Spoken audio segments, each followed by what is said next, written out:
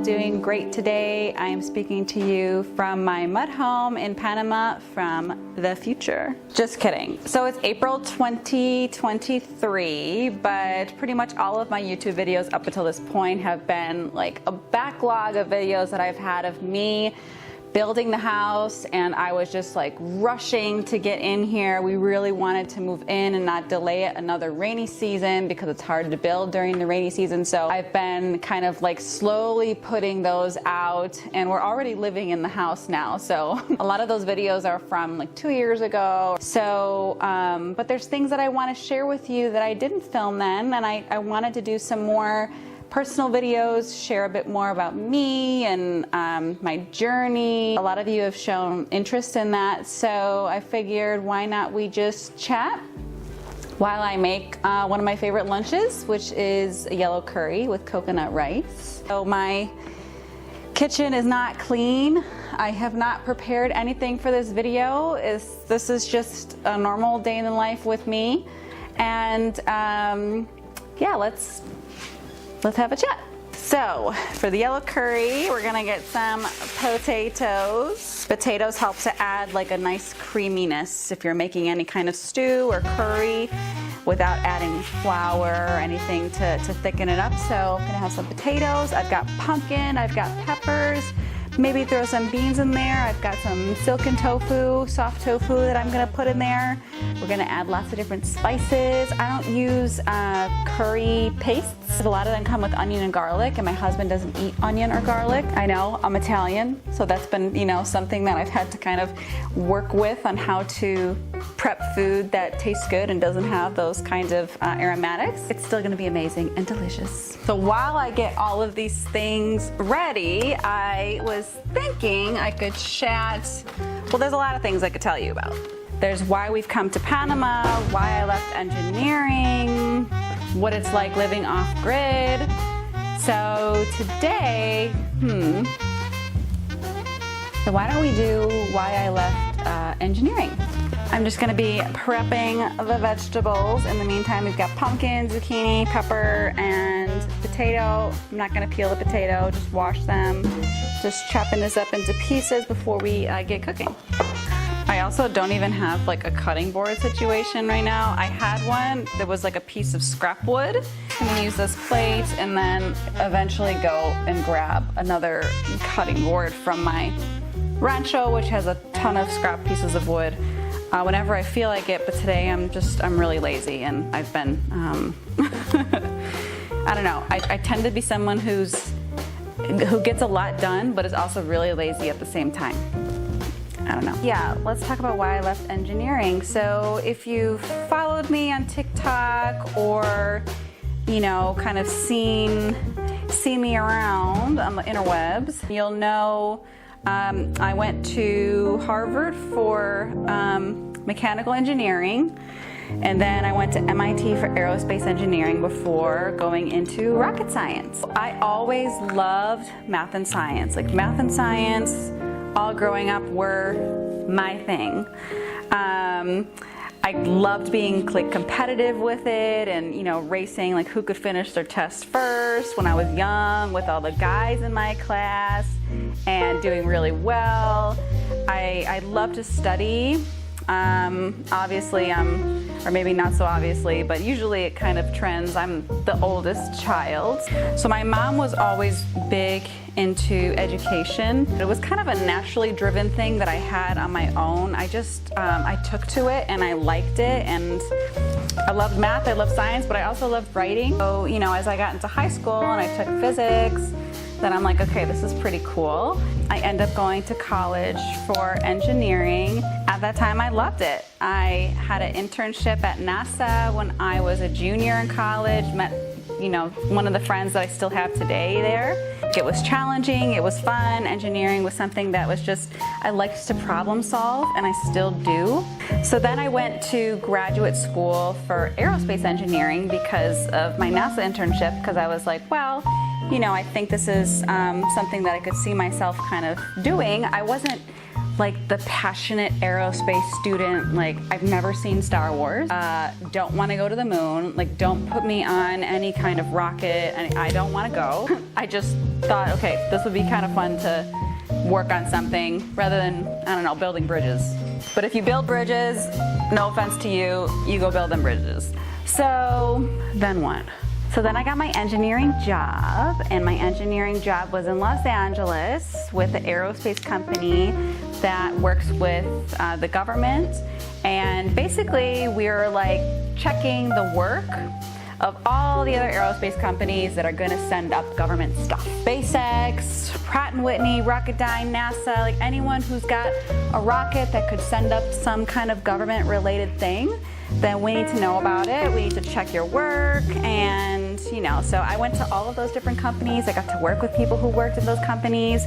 I worked there for 3 years. Being behind the desk from, you know, for me, my schedule was weird because it's LA and the commute's really long. So being behind the desk from 6 a.m. to 2 a.m., I didn't even take lunches because I just wanted to get out of there and beat the traffic. Was just not fun for me. Working on kind of like one project, which, I mean, those projects are so sensitive, you have to work on them for, you know, months and months at a time. Like one little piece, one little thing like this, it takes months and months and months and months. And while that could be exciting for some people, and it was exciting for a lot of the people I worked with, I just wasn't feeling the same enthusiasm about my work that everyone else around me was feeling. Even if you've been, you know, working your way towards something and doing something your whole life, and you know, liked it genuinely that whole time, it doesn't mean that you're not going to change. Thankfully, my husband helped me kind of see, like, you know, it's okay to not like something. Like, hey, Os, it's all right, Os, you can go do it. Go on, it's okay. Or my dog's trying to like aggressively hump a pillow in the background of this video, and because he's a pit bull bully, he just like snorts a lot, and so I told him to stop, but I feel bad because now I'm, you know, inhibiting his, you know, pleasure in life. Go get the pillow. Oh, see, go get your girl. Go get your girl. Go on. Good girl, good boy. Also, this is what I do with my kitchen scraps. Nature is out there. I throw it out there. The birds will eat it, the ants will eat it. The seeds might even sprout into something, which a lot of the avocado and mango trees that I have on this land are actually just sprouted compost, like accidental trees.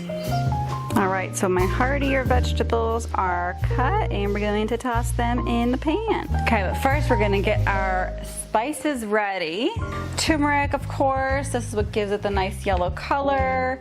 Mustard seed, I love the flavor of mustard seed. I also have some whole mustard seeds, which I'll probably use instead of the ground one. You just get a stronger flavor. Coriander seed, ground. This is truly the most amazing spice. Coriander is, you know, like cilantro, it's the leaf, but this is the seed of it, and it has this smell that is just so fragrant. To me, it actually reminds me of Trix cereal. If you had a childhood, an American childhood, and you grew up on like the sugariest of, you know, dyed cereals, and you smell this, you'll know what I mean. Oh, I'm gonna add cumin. Ginger, cut up ginger also is really good in this, but my husband doesn't really like ginger, so I'm not gonna use it. But I will use ginger later for some tea. My neighbor actually brought me ginger from his farm. All right, let's do it. Here's what I'm gonna do. I'm gonna use some whole mustard seeds. I really like this brand, the organic spices that they have and teas are awesome. I'm gonna add some coconut oil first to the pan. I've got this on medium heat. I'm gonna add in my whole mustard seeds. You wanna be careful because mustard seeds are going to splatter like crazy. So once the splattering starts to happen, that means you wanna really quickly throw in your vegetables to kind of get the mustard seeds off the bottom so that it doesn't burn them. I'm gonna show you about how much I'm putting in. I don't really measure, but let's just estimate it. So let's say maybe a teaspoon of mustard seeds, maybe a half to a full teaspoon of, let's say, half teaspoon of turmeric. We'll do a full teaspoon of this coriander, and then we'll do half a teaspoon of cumin. You can just immediately smell once that coriander powder hits the coconut oil. It's like that homey, yummy, just comforting feeling of a yellow curry that you'll get, you know, if you go to like a Thai restaurant. In, you know, off-grid Panama, I don't have any options to eat out. There's no Thai, there's no sushi, there's no, you know, vegan, vegetarian. So in the meantime, I am just making my own. And all the spices are getting bloomed a little bit. We have our big bowl of vegetables ready to go right beside it. So, oh, it's starting to sputter. I wonder if you can hear it. Can you see how they're starting to pop? And they're gonna start to go like all over the kitchen and make a mess. So I'm gonna toss these guys in. I only added kind of like the heartier vegetables that will take more time to cook. So potatoes, pumpkin, I'm gonna leave the zucchini for later. Don't wanna add salt yet because the heat is gonna draw all this flavor out of these vegetables first. And salt will kind of prevent that by like adding too much water into this right now. So let it cook for like 2 minutes or so. This is about, I mean, you can use whatever vegetables you want, but let's say 3 massive handfuls of vegetables. So this is gonna be for me and my husband for dinner today, and you know, for at least one of us for tomorrow. Now that it's been cooking for a little bit, I'm going to add a little bit of water to just deglaze the pan. This is what it's looking like. Oh, okay. Now I'm gonna add the salt because you're not worried about drawing out too much water. So add salt. Then you're gonna wanna add your coconut milk or coconut cream. This coconut milk I had in the fridge. Cream kind of settled on top. You can see I'm gonna get the cream, but then I'm also going to add a little bit of the actual like water that was in there as well. Give this another little stir. And then I think we're ready to add a little bit more water to just kind of cover everything fully. Lower the heat down to a low medium and let it simmer, let it cook. I almost forgot. Now's the time that you want to add a little bit of sugar. All right, so here is the final like concoction that I'm going to leave to cook. Put the lid on, not fully tight because it might bubble over and get really messy. Lower the heat and we'll get back to our chat. Oh yeah, okay. Food is going. Now it's time to sit and relax and finish what we were chatting about before. I saw people that were in my company that were walking down the hallways in walkers and, you know, getting awards for being, you know, 30 years in, 40 years in, and I was like, wow, I cannot see myself being there, getting there, like giving my whole life to something that I'm like not eager to go to every day.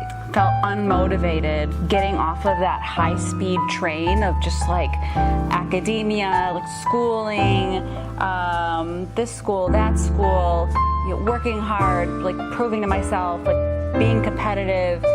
And then now I'm at work and all of that is over, like the race is over, and then I'm just trying to live my life now, and it's like, now what? And another reason also is that, you know, when you work in engineering, you're working on a very small part and you don't know where that contribution, how that's impacting somebody on the other side of the world. Sending up some kind of satellite or something that I don't know because I'm not, you know, able to access that information, classified information, is that causing harm? Is that doing something on the other side of the world you know, that I wouldn't want to do personally. It was exciting. It's exciting to problem solve, but it's not exciting to see it be kind of like used and manipulated for someone else's, like, whatever agenda that they have, and especially if it's causing harm to somebody. You know, you just get to thinking at that point, what is it, like, can I do this the rest of my life? And my answer was no, but I don't know what else to do. My husband was already in the process of leaving his job. So he was a special needs teacher for emotionally disturbed kids for 11 years, and it was so taxing. He was so good at it, even getting kids who had problems with violence and, you know, really heavy aggression and trauma to like meditate and do yoga in his classroom. It was honestly unbelievable. And the school really didn't want to lose him, but he felt like it was time for him to make a change for himself also. He was already like on that path, and he was like, you know, I'm going to be going to India to do this program, this yoga program. It was a 6-month program. And I was just like, I think I'm gonna go with you. I didn't want to do any kind of yoga training. I did want to learn it for myself, but I didn't want to do training to become a teacher. I left with a lot of unanswered questions.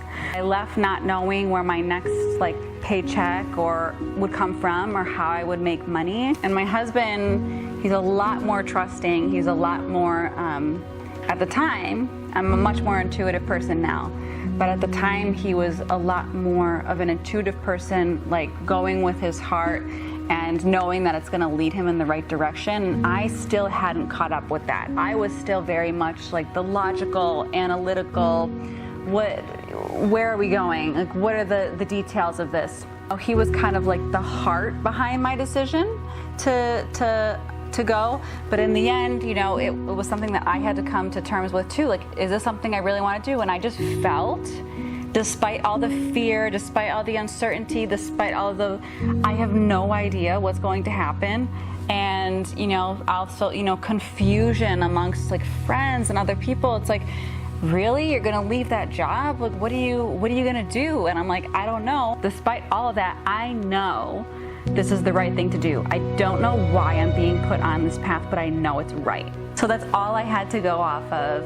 I don't know what I want to do. I don't know where we're going, but I had, you know, the love, trust, support of my husband and the encouragement as well. And so that was enough for me to just kind of throw everything to the universe, whatever it is that you believe in, just throw everything to it. Tell me where I'm going. Tell me what I need to do next. I can tell you stories about India and Nepal and Tibet and all the experiences we had there in another video. Eventually, several years later, we end up here. So we've been here for 5 years. I've finally found something that I really enjoy doing, which is building mud homes, teaching people how to do these natural building techniques that have been very much forgotten, lost. Even here, you know, the homes are being torn down, taken down, and in many cultures, you know, a lot of the cultures that had natural building traditions, they don't even know that it was part of their culture at one point. Like Ireland and England and Romania and Germany, you know, people who I've met in some of these places are like, really? They had that there? I'm like, yes, you had that there. Because the more research that I've done to kind of learn from different places, different global traditions, I'm just like, wow, this stuff was everywhere. It was everywhere. A lot of people don't think about this part of it, but, you know, mud building, it does require engineering still to some capacity. To have a stable roof, I need to understand foundations, I need to understand plumbing, I need to understand chemistry of the mud, the chemistry of the lime, how things work together, how to resolve something if it's not, you know, chemically reacting properly with another thing. Understand water, understand drainage systems. There's so much engineering that goes into what I do. So even though people look at what I've done and they're like, wow, you left engineering, do you ever miss it? And I still do engineering every single day. I'm working on currently another natural building guest space further down the land, and it's the first of many guest spaces and student spaces that we have planned, which I'll also do in another video, everything that we have planned for our 21 acres that we have here in Panama. I make engineering my own now. Engineering, building, designing, problem solving, I I do these things every single day, and I do them on projects that I feel super connected to, that are, you know, good for the environment, good for my community here. I'm able to employ people now, I keep my community fed, going, working, thriving. Sense of like freedom and creativity and community is all something I didn't know I wanted, but I needed to give myself the chance to find that out, and I wouldn't have been able to have that chance if I didn't leave my job and didn't take the risk. With all that being said, why don't we go check on our curry? Smells super good. We're currently doing a deep cleaning of the house right now, so you know there's things kind of all over the place. Let's check it out. It's probably time to add that zucchini in. I think I'm a little bit late on that, but that's okay. And if you want your flavors to be a little bit stronger, you know, sometimes because, you know, once you've added the water, like if you have a lot of vegetables and you have to add more water, you might want to just like double the spices that you put in. So I wouldn't say double the turmeric. Turmeric can be very strong, but coriander, you can like go wild with that one. Cumin, you might want to add a little bit first, see if you like it, and then add a little bit more, because some people that flavor is a little bit too strong. But coriander, I mean, I just like load it up. Also, does anyone else just love like raw tofu out of the box? I love it. When I was in Japan, in Osaka, they just had, you know, some of the dishes just tofu with a little bit of soy sauce on top. And it was so good, it was so delicious, and now I just eat tofu just like straight up. So good.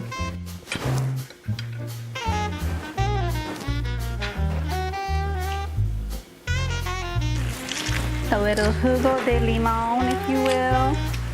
And now it's time to plate. I'm going to mix my rice with a little bit of coconut milk and salt. If it feels like it just doesn't have that oomph, add a little more salt, and you'll know when you get the right taste.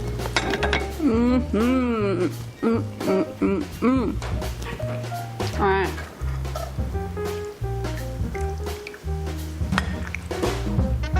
Time for a taste test. Let's see.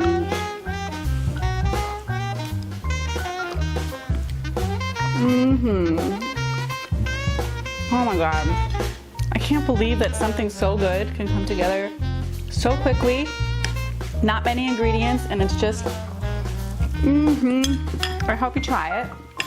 And I hope this video was helpful for you if you're considering leaving your career, if you're unhappy in your career. I'm gonna have more videos on that, you know, how to find your self-worth outside of your job. And if there's any other things that you want me to talk about, highlight, you know, add more on, please leave a comment below. I read all of them, and I'm, you know, super excited to just support you in, you know, whatever it is that you're going through. And I really appreciate you taking the time to listen to, you know, my little story and watch my recipe video. And thank you for joining me today. See you next time.